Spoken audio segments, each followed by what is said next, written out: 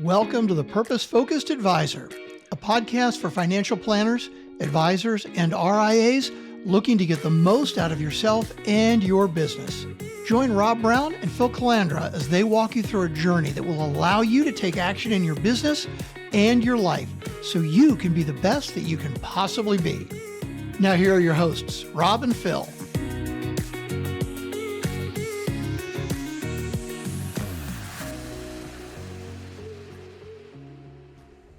Welcome back to the latest episode of the Purpose Focused Advisor. Your host, Rob Brown, here with my guest, Daniel Allgaier. I was joking with Daniel before we got started. I didn't want to mispronounce his name. I think I got it right. So that's a good thing. Daniel is the founder of Equity Compensation FP, where he believes that planning is simple. And if you do it right, you give your clients time back and you give them peace of mind. Daniel, welcome to the show. Anything you'd like to add to that very quick introduction? No, Rob, you hit it spot on there. You got the last name right, and that's the good summary of where we're at. All right. Well, that's cool. Cool. So, Daniel, I've really been having a lot of fun, and my partner, Phil Calandra, is still traveling, so that's why it's just me hosting the show today. But we've been having a lot of fun in recent podcast episodes talking to younger financial advisors, although we have insulted a few advisors by calling them younger because they feel like they're older. But I think you definitely qualify as younger because we think that there is a new generation of financial advisors, financial planners out there who is looking at the business differently than I did, certainly when I got started back in the time of the dinosaurs, but even different than 5 or 10 years ago when financial advisors started focusing on financial planning and really getting serious about it. So I just want to say that to kind of set the tone. And then you in particular take your purpose as serving clients who are in the accumulation phase of their lives and mostly work with executives, especially those that work in the tech sector. So Daniel, talk a little bit about that. Why did you choose that sector, and who is that ideal client that you work with? Yeah, Rob, thanks for that. So I guess, again, going back to that is one, the idea and the focus here when my interactions with clients is to give them back more time. Because, somebody at the 30s and 40s, they have a lot going on, especially if they have a family and kids. They've got plenty of things going on, and if they can offload something like finances to a professional or have somebody on their team, then it makes it a lot easier for them. So again, our target demographic is, executives and senior leaderships within tech companies, and specifically those that have equity compensation. So like restricted stocks, incentive stock options, stuff like that. And the reason we focused on that here is just because of the surroundings here. I'm located in Salt Lake City, Utah, and close to Silicon Slopes. So the amount of tech companies here in the area is plentiful. So I'll be able to help them, and recognizing and understanding that there's a specific problem that comes up with equity compensation. The taxes, the diversification, the being overly concentrated, if it's in the money, if it's out of the money, does it make sense to exercise, when to exercise, stuff like that, and how to actually take those stock options, the equity compensation, and turn it into real wealth. I remember quite a few years ago, I sat down with somebody. They were working with a company, and they had quite a substantial amount of stock options, and they were just essentially at a loss of what to do with those options. Do you exercise it? Do you sell? Being employed by the company that's giving the options, also having options or potentially stock in the company, it really puts you at a disadvantage or a real challenge when it comes to diversification. So one, thinking about that ideal client of they're busy. They are in the phase of life where, they're trying to grow their career. They're trying to progress. They're also trying to balance that with spending time with family and, coming in through, advisor role and helping those people. I think it'll provide them value of giving them back more time, because giving them a clarity and being that professional and that point of reference when it comes to, helping them make the best decisions when it comes to their overall goals and objectives. I kind of wonder, as you say that, Daniel, is one of the temptations for executives in those positions to procrastinate. They figure, well, I've got lots of time. I don't have to be in a hurry to make a decision about these options because I'm not going anywhere. I'm into this business. I believe in what we're doing. So let's just not think about it, and there'll be some point in time in the future that we can go back to it. Yeah, I think that's a common thing that people get involved with. Is, hey, my company's doing great. We're doing good things. I actually, interviewed a CEO recently, and his take was interesting. And ultimately, it came about it. He said, hey, be careful. Your CEO might be lying to you. Now, again, I don't think CEOs are lying and they're malicious. However, their role is to make sure the company does better. Now, they're going to have a good understanding of where the financials are of the company, if they're growing or shrinking, and where they're at. But when they go to their employees, for the most part, they're probably going to portray that we're in a good spot. Now, nobody knows where stock prices are going. So when we take that information given by, let's say, a CEO to an employee, the employee might feel, hey, look, I believe in this company. I believe in this product. I believe in the service we're offering. And the sky's the limit. We're early to market. We have a product that's faster, better, a lower price, and we're just going to, we're the next big thing. However, when you look at that and you say, hey, that might be the case, but knowing the information we have right now, what is the best decision we can make? So I think it does get lost in the shuffle because, if they're married, have a family, they're worried about their kindergarten start school. They've got a baseball tournament, a soccer tournament. Their kids are playing football. They've got gymnastics. They've got dance. They've got other stuff going on, on top of the work, right? They've got all their stuff that at work they have to take care of. They've got to hit certain deadlines. They've got to make sure things are rolling smoothly there. So I think this is an easy thing to kind of push or kick down the road to a later point in time. But there's also a trend within, the tech space of people shift jobs quite frequently. So they might even miss out on that opportunity of taking advantage of those options while at a current job, and then switch jobs, shortly after. So that's another interesting point that I didn't think about until you just said that if you shift jobs quickly, you make a decision because of the allure of the tech that you'll be able to work on in that new space, you might jump ship without even stopping to think, well, what impact does that have on what I've already accumulated at the place that I have, and how do I maximize that? How do I minimize the taxes before I make that shift to the new place?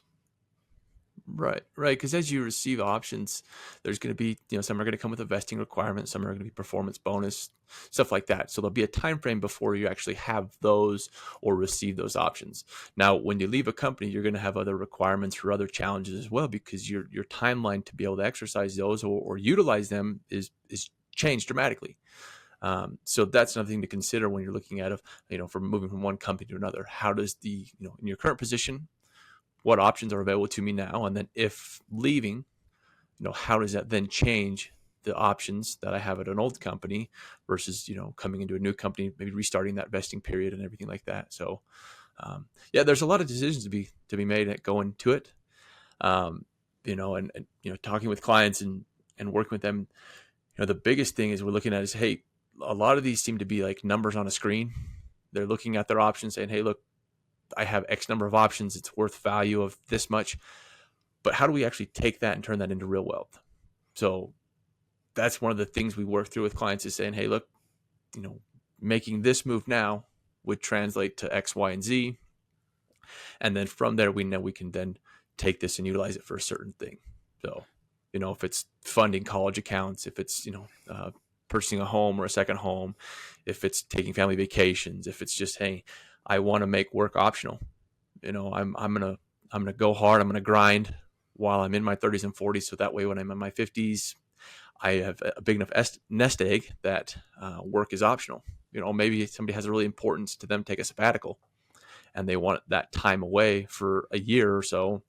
Do they have the funds to do that? So again, just taking that opportunity and translating into something that's not tangible is, I don't know if that's the best word, because it still just turns into money or numbers on a screen. It just moves from one place to another, but Right. something that's not tied up with some strings.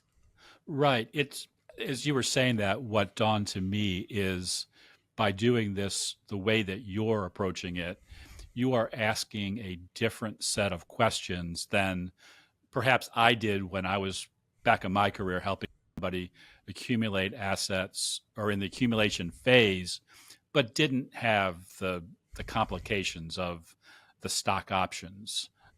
And because of the pace that somebody might move, you would ask a question like, well, think about what you're up to. Think about how hard you're working. Do we need to plan for a sabbatical in your career? Mm-hmm. Maybe a question that a fast mover may not think about. Might think, well, if I'm going to give up this one thing because it's burning me out and I'm kind of over it, I just need to be ready to go into my next thing.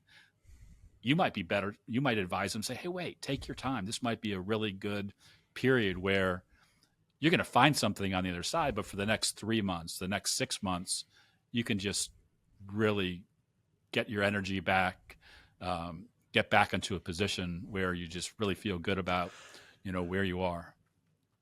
Yeah. There's a lot of as I look with working with people in the accumulation phase, there's the FIRE movement, the financial independent retire early. There's also like YOLO, right? You only live once.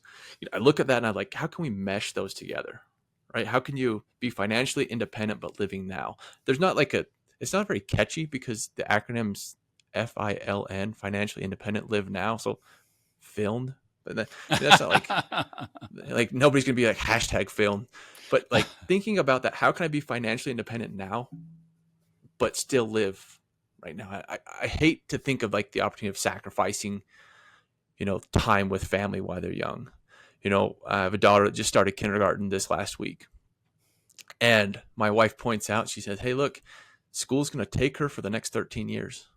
And then, that starting at kindergarten is kind of this long process of them growing up. And we have teenagers as well, a teenager as well. And, he's to the point now where friends are cooler than mom and dad, which is fine. It's normal. But as things progress on, you want to be able to spend that time with your family and your loved ones, be able to do that. But, that accumulation phase, your income that you're earning now is a very powerful tool. And if utilized correctly, is something that can really benefit you. I know, talking about this and something that I talk about as well is, having as well previously worked with people preparing for retirement. So on the flip side, I've worked with clients that are preparing for retirement, which is it's a big transition and they need a good advisor. But what I got is I had people that already baked the cake. Essentially what we were able to do is we were just able to cut it different ways. When I transitioned to opening equity comp FP, I said, hey, look, I want to work with people that are putting ingredients in to bake the cake now. So what are we doing now? So that way, 5, 10, 15, 20 years down the road is really going to change your overall outlook and your perspective on life.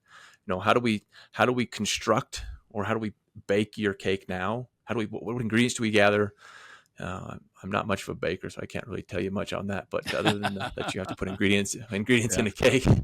But what are we going to put in so that way down the road we have a cake that's your ideal cake when we get there. So that's the biggest component of, I think, about what this accumulation phase is. Think about it like maybe an athlete. The earlier they're working with a trainer on form, different progressions through an athletic endeavor, the better they are going to be as they get older. And that's the way I think about it, somebody in their accumulation phases. Traditionally, the thought has been, hey, you get an advisor when you have X number of dollars, but not everybody has that. But that doesn't mean they couldn't be served well by somebody that would help them with the challenges that come up with, being in, your early years, we'll call it 30s and 40s, making a very healthy income and wanting to balance that all out to make sure you're maximizing your potential. That's awesome. So what I see you're doing is you're actually busting a couple of stereotypes.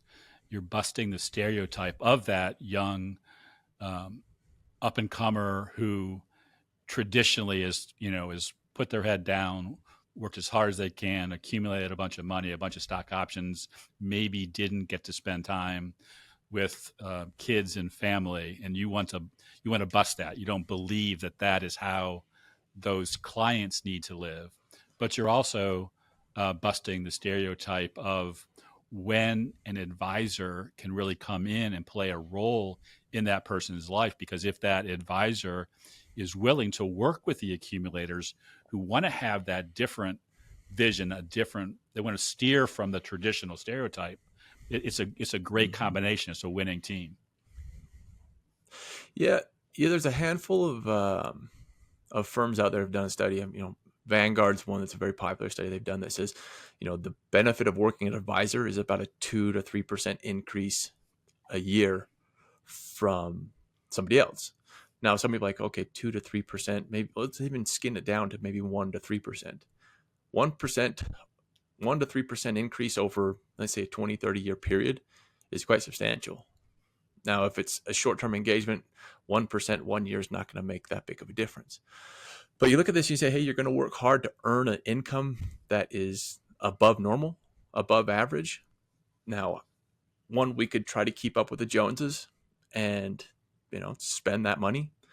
Or we could say, hey, look, let's chart our own path and get to a position that puts us in the best position possible. So that's where I focus on this is again, traditionally people think, hey, mom and dad, grandma and grandpa had an advisor, but because they worked, 20, 30, 40 years for a company and then retired and had a nest egg of X number of dollars. Where what I think is, being in your, 30s, even younger, 20s, late 20s, 30s and 40s, you have enough going on financially and there could be enough to maximize that time.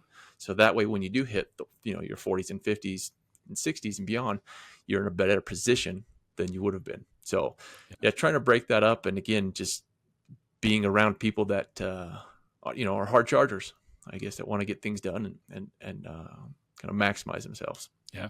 Well, I really enjoy your perspective because it, to me, gives maybe a person who might be in your ideal client audience who might be listening to this saying, hey, here's a reason to have an advisor and a way to think about it differently. But also it's really kind of a challenge to advisors out there to say, hey, let's make sure that we're getting out in front of this and we're not just there when the cake is already baked. But let me play devil's advocate as I kind of shift the discussion a little bit.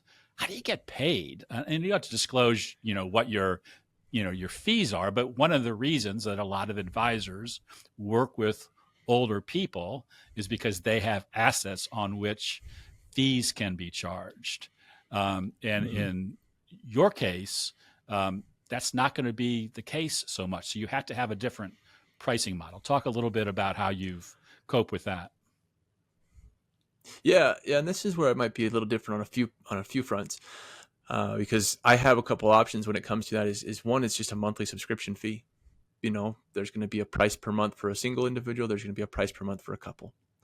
Now, if you have assets to manage, I'd be more than happy to help out with those. However, I don't have a problem if those stay in your 401k and I don't bill off of those, because I find that, look, if you want cheap investment advice, there's a handful of firms that will give it to you for a very low cost.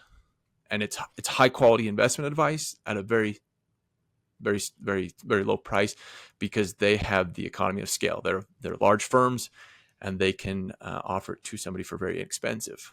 Now, although I will help out with that and will construct properly allocated portfolios and somebody will be invested correctly, I think the value that's coming from is not the conversation on your assets and the size of your assets, but how do we get there? Again, somebody in their accumulation phase, they just might be able to the point where their income is enough that they can really start saving a lot of money.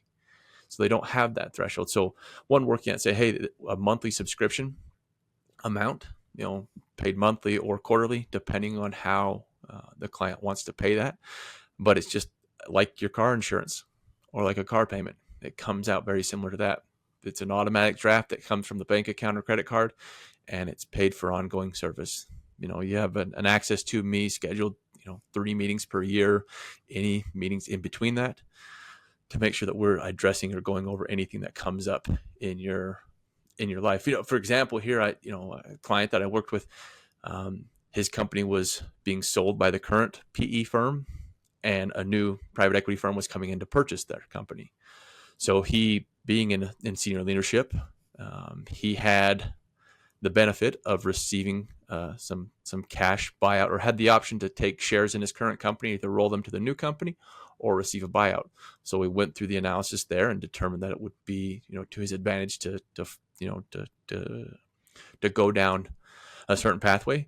And, that was outside of a time that we were scheduled to meet. But that was something that was, in the moment, something that needed to be taken care of. So we met for and had that discussion. But yeah, so a monthly subscription is initially the primary. And then once assets cross a certain threshold, they will switch over to traditional billing, percentage of AUM. But again, initially, it's going to be probably for most people is that monthly payment until assets cross a certain level. And even with that model, I shouldn't say even, but with that model, you are providing that consistent communication and the reviews and the education that you might if you were charging fees. Because I know there are a lot of advisors out there who do have subscription models, but we don't see them as often out in the world that I work in, working with advisors, kind of positioning that in front. So I think that's different, and it's working for you as a way as you grow your business. Mm-hmm. As of right now, it's a 3 meeting schedule. So there's 3 times in the year in which we'll have meeting schedules. So during those 4 to 6 weeks, the clients will get an invite to say, hey, pick your time so we can meet. And then in a few months, so about every 4 months, we're having a review meeting, anywhere from 30 to 60 minutes. Right. And then during that time, if anything comes up, it's a simple phone call or an email saying, hey, Daniel, we need to chat. That's great. We can do that as well outside of those times. Right. It sounds to me like you're using a surge meeting structure where you have dedicated times during the year to focus on those meetings, so you're able to do other things away from those time periods. Yeah, we'll do one at the beginning of the year, kind of preparing and making sure they have everything they need for their taxes to turn over to CPA, reviewing what happened the prior year, saying, hey, look, we did X, Y, and Z. Make sure your CPA has this, that, and the other thing so that they can have their taxes done as smooth as possible. We're going to try to avoid summer months because we'll try to catch, May, first part of June, but it just gets busy, right? Kids are out of school, weather's good. Usually you have activities, things you're doing. And then there's going to be a meeting scheduled for the end of the year. Again, trying to balance around the holidays, not getting too late, but then just a summary of what's gone on over the year, any end of year tax planning, stuff like that. And then also too, keeping a schedule with clients, knowing, personally on our side, that if and when there is a time that we're going to want to take care of like certain stock options, if we know a vesting schedule is going to hit a certain or something's going to happen, then we can proactively reach out to a client. We'll receive a notification on our end saying, hey, look, it's time to reach out to Mr. and Mrs. Smith because there's, this vesting schedule that's been completed, and kind of go from there. So yeah, it's it's that surge meeting mentality of kind of bulking it or blocking them together, but then also knowing that there will be some communication outside of those meetings as well. Yeah. Awesome. Thanks for describing that. So as we land the plane or begin to land the plane, I want to just mention something else that you talked to me about as we were getting ready for this podcast. You are a big proponent of young CFPs getting into the industry. And in fact, one of your big goals is to create internship opportunities at your firm. So you have a chance to teach future financial planners some of these ideas that you are incorporating into equity comp. So talk a little bit about why that's important to you. Yeah, I think it's just kind of it's a way to give back. Traditionally you think, hey, the way to make it in this industry is going to be assets under management. And while that's one route, there's other options as well. Coming out of college, I joke around because I graduated college when I was 30. And what's the movie that comes from? If you graduate in college when you're 30, you're a doctor. Is that Tommy Boy? I don't know, but we can go with okay. So somebody will correct me on that. But usually, if you graduate, so I graduated later. But I didn't have an idea, but I had a pretty good idea when I came out of college, kind of what the industry was like, but just to give that exposure to younger college students. I went to Utah Valley University. They have a pretty profound or pretty well established CFP program. So they have a degree specifically to financial planning, and the majority of their students that are graduating with that degree have either taken and passed the CFP exam or are going to take it here shortly. Now, because of CFP requirements, most of them aren't able to use the marks just yet, but having the test actually completed, they're well ahead of some of their peers and coming into the industry. So just giving them that exposure of saying, hey, look, here's a firm or an option that when you come out of college, instead of just the traditional, assets under management, working with people that have, accumulated the money already, have their cake that's already baked. Here's a way to help and serve those that are of a younger demographic, but still have many issues or many questions when it comes to their finances, and what is the best way to maximize that and to do good with what they have. Yeah, well, that's great. Because I think one thing that I have known historically about advisors, it is a group of people who do want to give back and help others. And we're also in a period where those young financial planners are in high demand. I can't tell you how often I talk to a senior financial advisor with a multi-purpose team who is just aching to find a young financial planner who can bring a new set of knowledge, a new set of skills to their practice. And that's something that this was Southern Utah? Utah Valley University. I don't know where I got Southern. Yeah. Utah Valley University are really a big asset to the industry. So, Daniel, this has been great. As we wrap up here, if somebody wants to get to know more about you and your firm, what's the best way to do it? Just through my website, Equity Comp FP. You could try spelling my last name. You could try looking me up on LinkedIn or Google, but I don't know if you could spell the last name. But Equity Comp FP stands for financial planning. Kind of took a play on I grew up playing soccer, so a lot of the big international clubs will have FC at the end for football club. So I don't know. So Equity Comp FP. There you can schedule a call. More than happy to have a conversation with anybody to see if it's a right fit and, help them answer those questions, get some clarity. Again, give them that clarity, peace of mind, and some time so they can, do and spend time with what's most important to them. Well, one thing I can promise you is we will spell your name right in the show notes, and we'll link out to both your website and your LinkedIn profile. Daniel, thank you so much for being on the show. To our audience, we'll see you next week. And remember, as always, we're rooting for your success. Take care.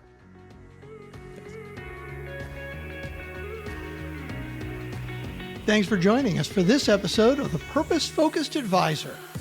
If you want to learn more, head over to our website, truestfancoaching.com. There you'll learn all about becoming a purpose-focused advisor.